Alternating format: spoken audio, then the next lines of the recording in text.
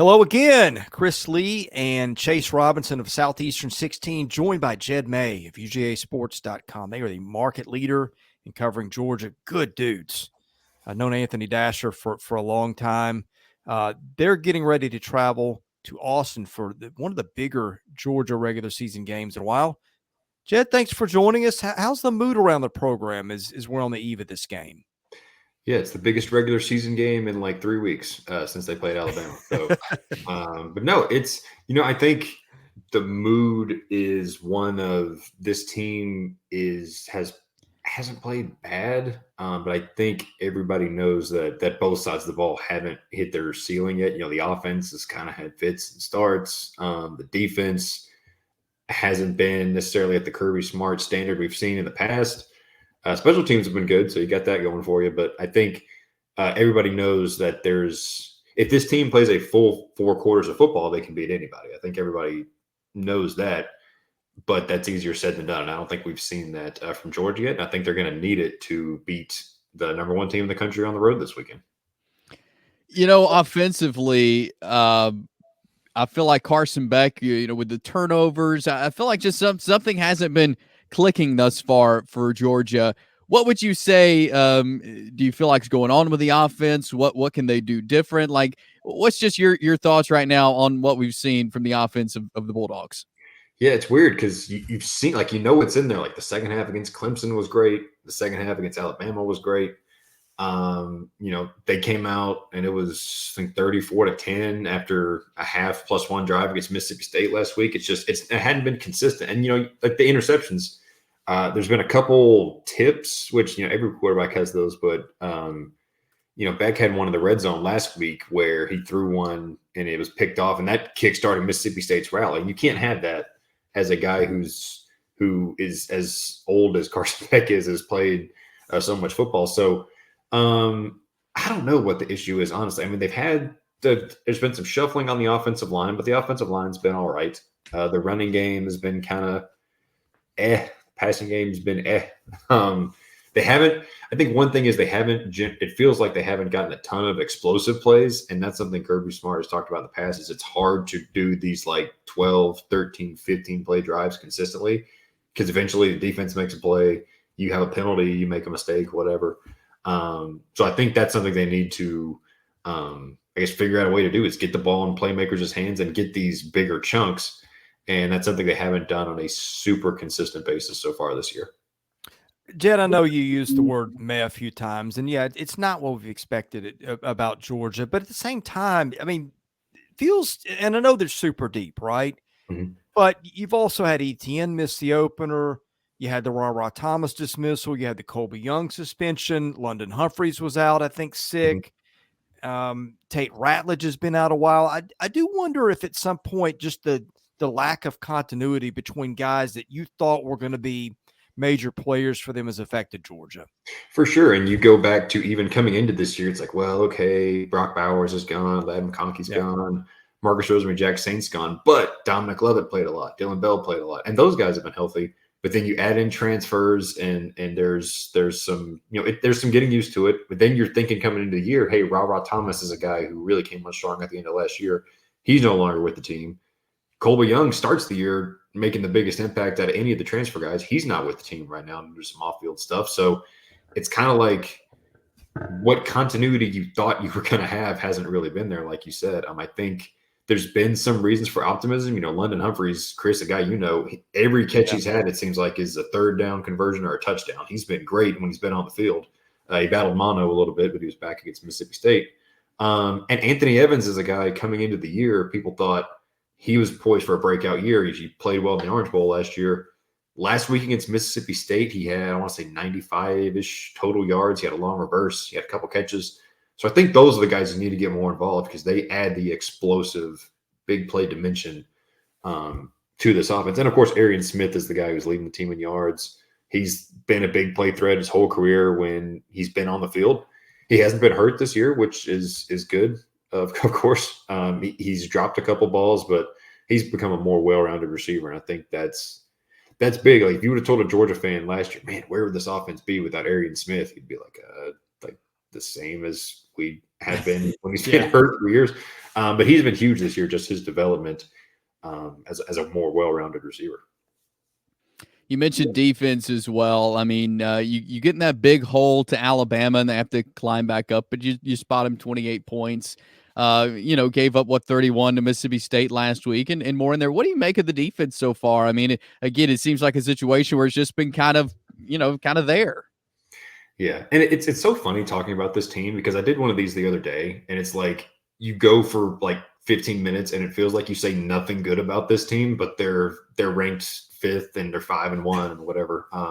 But yeah, the defense hasn't been up to the standard. They haven't affected the quarterback, I think, as much as Kirby Smart would want. They have had a bunch of injuries on the defensive line. They're finally starting to get pretty close to full health there.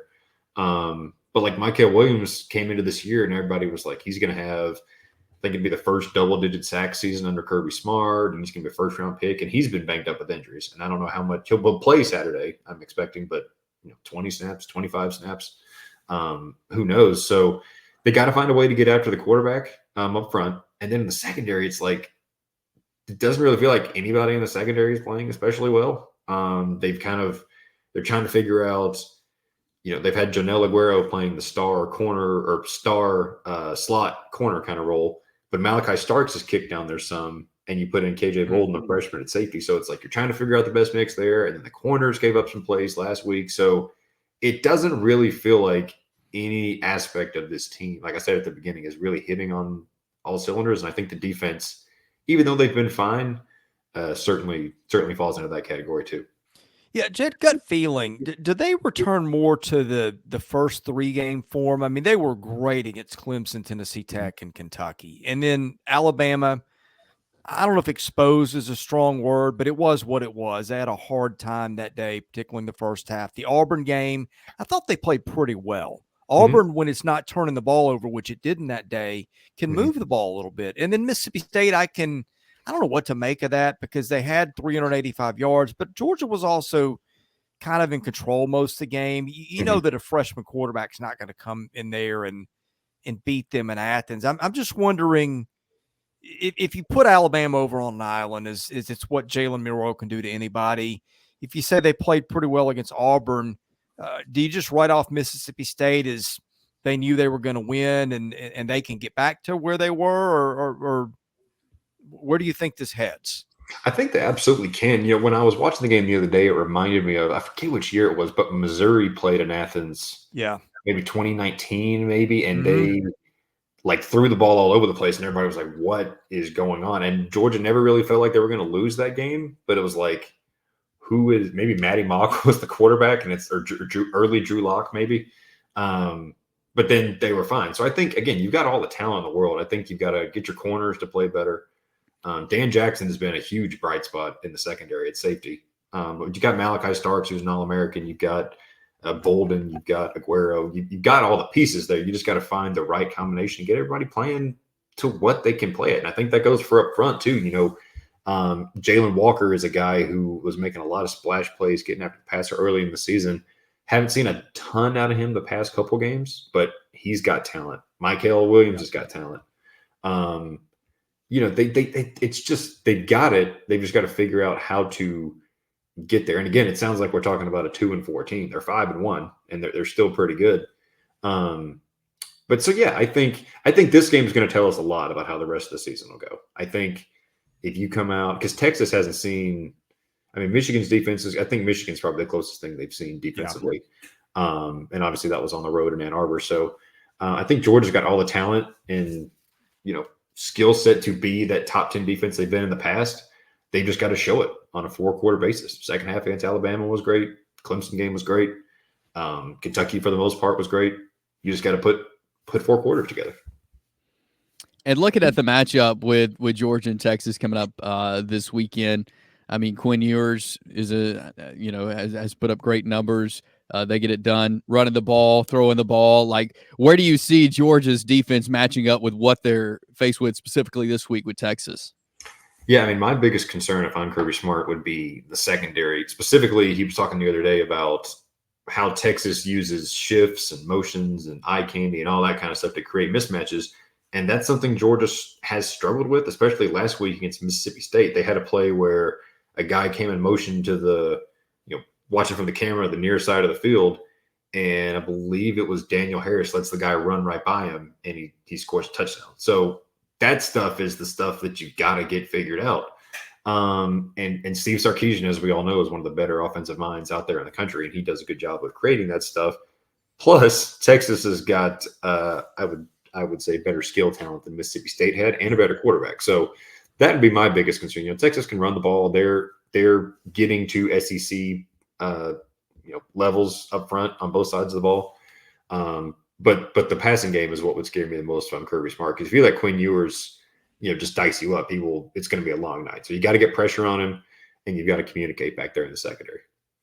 Well, and look, too, I don't think Texas has seen anything close to what Georgia's going to bring offensively. I mean, is disappointing as it is at times. I mean, the best offense they played is who? I mean, yeah, Michigan. And I'm not trying to take a shot at Texas here. I think they're really good. I think they're number one for a reason.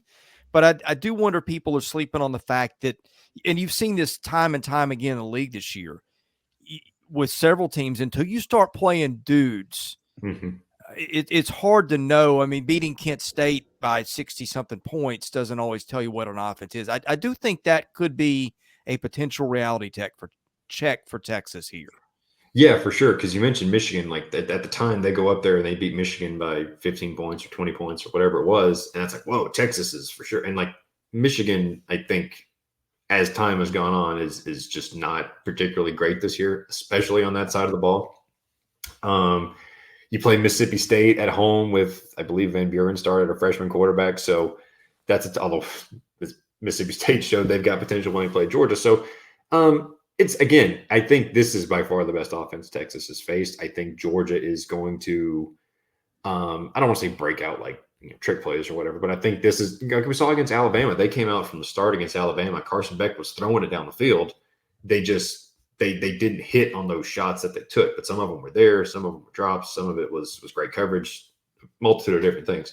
But I think they're going to open up the offense and just really say Carson Beck, hey, you're supposed to be a top 10, top 15 pick.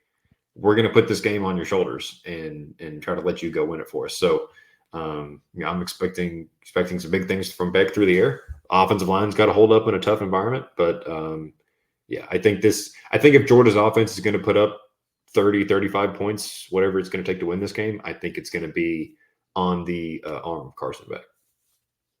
Yeah. And I mean, you look at kind of what this game brings, and I feel like it's a matchup of who can what defense can make stop on big plays. If you had to say this is how the game is going to go, how the game flow is going to go, Jed, how would you say that this game plays out Saturday night in Austin? Well, I'm going to go on a limb and say that Georgia doesn't fall down 28-0 17 minutes into the game. Don't think that's going to happen again. I think it's going to be back and forth. I think that's a really cop-out answer, but I think both teams are going to be able to move the ball on the other, because you've got, on the one hand, like I said, Sarkisian, great offensive mind. Just, he's coached against Kirby Smart defenses before and had success. So Texas is going to be able to move the ball. I think Georgia's going to be able to move the ball. And I think it's a game that's going to be in the 30s, I think 35-31, 38-34, something like that. I do think Texas is going to win it. I think being at home helps. I think they're going to make one more play against Georgia's secondary than Georgia's going to be able to make against Texas's. But I do think it's going to be a great game. Now here's this.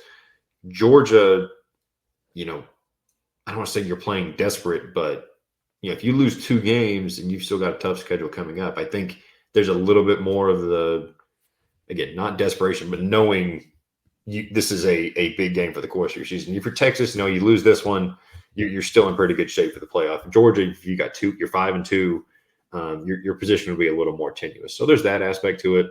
The players the team is underdogs for the first time since I think 2020, which Curry and them said nobody talks about, but we all know that's baloney. So, but yeah, I think Texas. I can't, with what I've seen from, again, like I said at the beginning, if this team puts 4 quarters together, I think they can beat anybody. but we haven't really seen that. And until I'm proven otherwise, I'm going to pick the team that is won convincingly in every game they played this year, and that's Texas. Two quick questions for you, and I think we're done. If Georgia wins, the game script looked like what? Game script looks like what? I think you've got to get the running game going on offense. I think you need to be able to get some chunks with Trevor Etienne. Trevor Etienne, by the way, has caught, I think, 12 passes over the past 2 games. So he's been all over the place out of the backfield. So you get the most out of him. I think you'd see some Nate Frazier, maybe the freshman at running back. And you got to hit those deep shots he took against Alabama. I want to say maybe the first play against Alabama, you take a deep shot to Arian Smith and it goes through his hands. You've got to hit plays like that. And then defensively, I think you get pressure on Quinn Ewers. I think you get him off the spot. He's not like the uncles of his famous backup. He's not a statue, but he's not Jalen Milroe either. So you can get pressure on him, force him off the spot, get some sacks, get a turnover or 2 on defense to get the ball back to your offense. And yeah, I think that's your formula. All right. Final question down the road a little bit.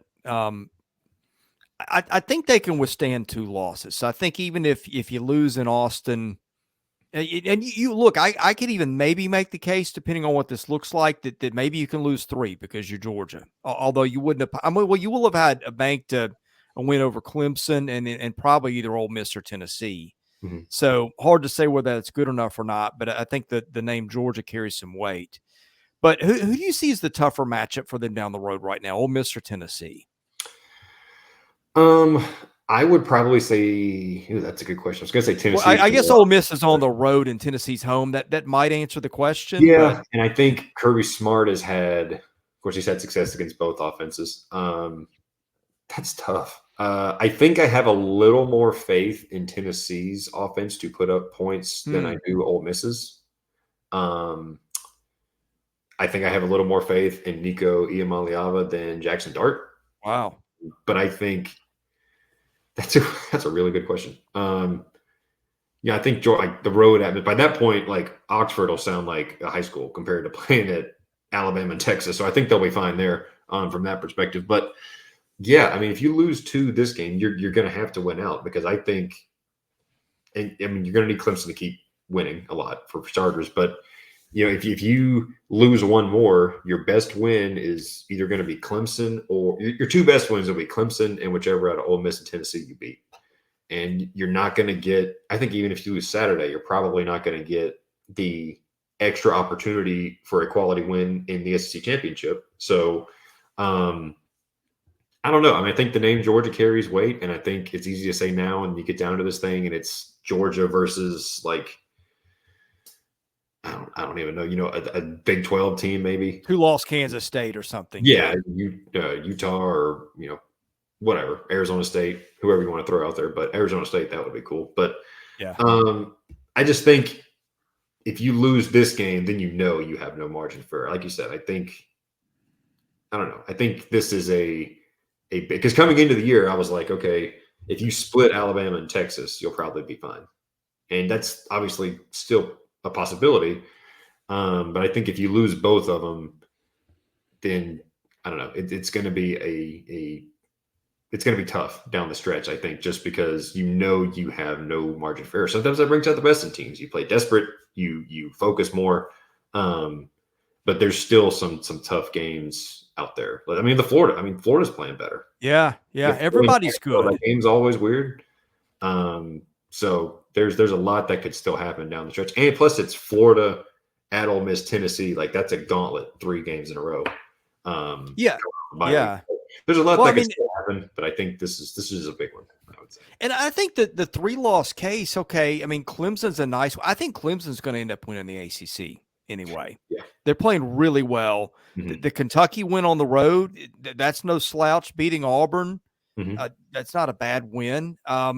You get Florida, 1 to Tennessee, Ole Miss, Georgia Tech would be a nice win. I think that's I think right now, like it's such a jumble. I wouldn't rule out them making it with 3. For sure. And I wouldn't either. It's so hard to predict, right? Because you're like, okay, well, but then like we've never done this before, right? So we don't know how many 3-loss teams shake out. And plus, like, because because I guess this would work like basketball, right? If you get one of these Big 12, a Big 12 team, or say Louisville makes the ACC championship and they pull an upset, well, you're still gonna put Clemson in probably, but Louisville's gonna make it. So you don't know how it's going to shake out.